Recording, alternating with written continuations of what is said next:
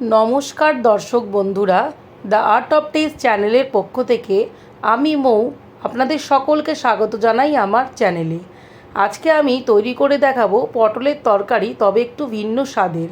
কিভাবে গোবিন্দভোগ চাল দিয়ে পটলের তরকারি তৈরি করা যায় তাই আজকে আমি করে দেখাচ্ছি। এখন রান্না করবার জন্য তেল গরম করে নিয়ে এর মধ্যে কেটে রাখা পটল ছেড়ে দিচ্ছি। আমি এখানে 500 গ্রাম পটল নিয়েছি। দিয়ে দিচ্ছি পরিমাণ মতো নুন আর হলুদ। পটল ছেড়ে দেওয়ার পর গ্যাসের ফ্লেম মিডিয়াম করে ভালো করে পটলগুলোকে নাড়াচাড়া করে নিচ্ছি। যতক্ষণ না পটলের রং লালচে হয়ে যাচ্ছে ততক্ষণ পটলটাকে এইভাবে ভেজে নিলাম। পটলগুলো এইভাবে ভেজে নিলে রান্নার টেস্টটা খুব ভালো হয়। তুলে নিচ্ছি পটলগুলো এবার একটা পাত্রে।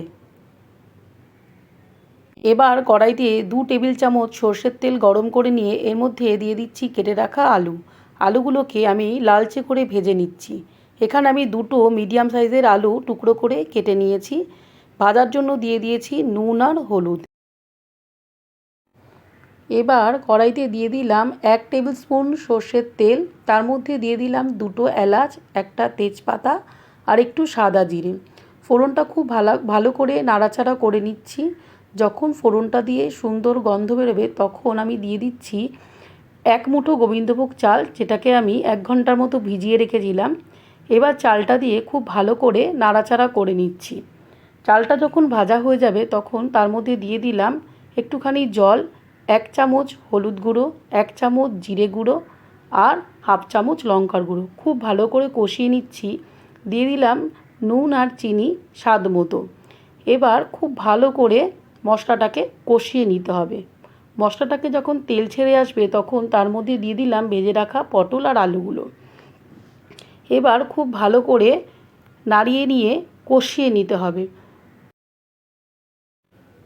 মশলাটা যখন একদম কষে আসবে তখন এর মধ্যে দিয়ে দিচ্ছি 4টে চেরা কাঁচা লঙ্কা। এবার তার মধ্যে অ্যাড করে দিচ্ছি 100 মিলিলিটার জল। এবার ঢাকনা চাপা দিয়ে রেখে দিলাম 7 থেকে 10 মিনিটের জন্য। 7 থেকে 10 মিনিট বাদে ফিরে এলাম। গোবিন্দভোগ চাল দিয়ে আলু পটলের তরকারি একদম রেডি হয়ে গেছে সার্ভের জন্য। দেখুন কতটা সুন্দর দেখতে হয়েছে আজকের এই গোবিন্দভোগ চাল দিয়ে তৈরি পটলের তরকারি, আর খেতেও লাগে অসাধারণ।